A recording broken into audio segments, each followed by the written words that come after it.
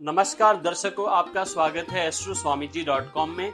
मैं आपका होस्ट आचार्य के.एन. जोशी।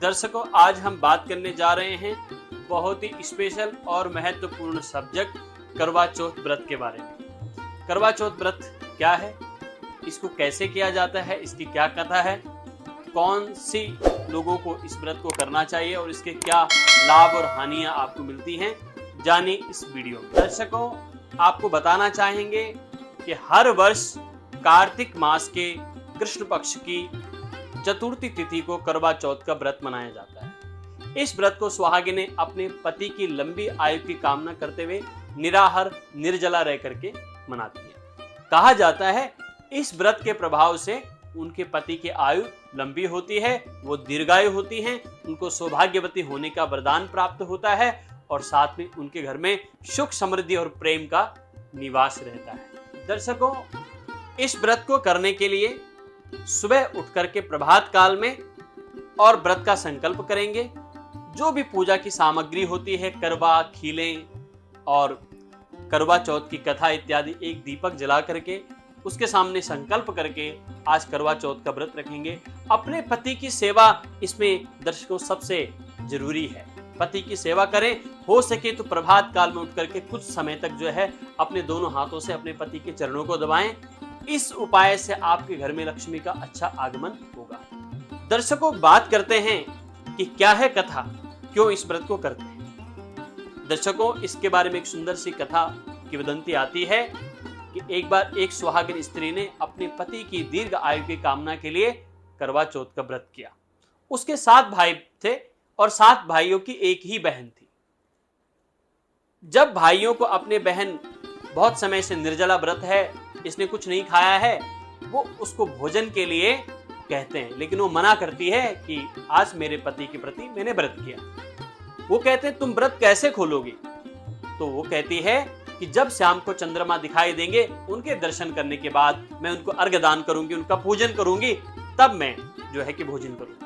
दर्शकों, बहुत समय के बाद जब चांद नहीं दिखाई देता है, उनके भाई जाते हैं और एक बरगद के जो कुछ दूर पे थोड़ा पेड़ था, उस पे एक दीपक जला देते हैं और वह जो स्त्री है वो बिना चंद्रमा के दर्शन करे ही उसको ही चंद्रमा समझ करके उस देह के प्रति ही जल का अर्घ्य दान कर देती है और कुछ खा लेती है। कहते हैं इससे जो है उसके पति की अकाल मृत्यु हो गई और इसके बाद जो है वह स्त्री बहुत परेशान हो जाती है। फिर वो अगले वर्ष करवा चौथ का व्रत करती है और करक चतुर्थी के व्रत करने से जो है उसके जीवन में पुनः उसको अपने पति की प्राप्ति होती है। तो यह इस व्रत की कथा है। जो भी इस व्रत की कथा को सुनता है, कहता पढ़ता है, कहते हैं उस स्त्री को भी करवा चौथ व्रत का पूर्ण फल प्राप्त होता है। दर्शकों, अब बात करते हैं करवा चौथ की व्रत विधि। इस व्रत के दिन जो भी विवाहिता स्त्रियां होती हैं, सौभाग्यवती स्त्रियां होती हैं, वो प्रभात काल उठ करके और सर्गी ग्रहण करती है, जो कि उसके सास के द्वारा उसको दी जाती है। दिन भर निराहार व्रत करते हैं। शाम के समय में एकत्रित होकर के जितनी भी सुहागिन स्त्री होती हैं, वो कहीं पर अपने आसपास जाकर के मंदिर में या फिर किसी सुहागिन सौभाग्यवती स्त्री के द्वारा व्रत कथा सुनती है। सुनने के बाद वो एक समय जल का ग्रहण करती हैं। कथा सुनने के बाद शाम को जब चंद्रमा निकलते हैं तो अपने पति के साथ में जो है सबसे पहले दर्शकों, वह जो सुहागिन स्त्री होती है, पहले दिन से लाई हुई जो छन्नी होती है, छन्नी को करके जो है चंद्रमा के दर्शन करे जाते हैं। क्योंकि दर्शकों, शास्त्रों में ऐसा भी कहा जाता है कि चतुर्थी के चांद का दर्शन नहीं किया जाता है, इससे जो है व्यक्ति के ऊपर लांछन लगते हैं। इसके बाद जो है चंद्रमा को दीप दर्शन करने हैं। फिर अपने पति के दर्शन करके उनको जो है नमस्कार किया जाता है, उनके चरणों में प्रणाम किया जाता है। फिर पति जो है अपनी पत्नी को जल पिलाते हैं और पूजा करते हैं।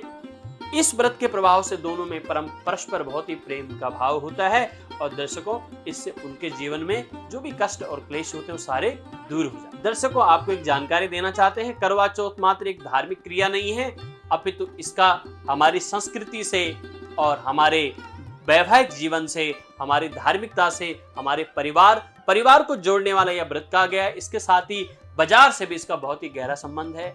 खरीद होती है, बहुत से सामान लोग घर में लाते हैं, उनसे घर में खुशियां आती हैं और यह तो एक त्योहारों का माहौल जो है इस समय हमारे सनातन धर्म में चल ही पड़ा होता है। दर्शकों, तो इस प्रकार से आपने यह करवा चौथ के बारे में एस्ट्रो स्वामी जी द्वारा आपको जानकारी दी गई है।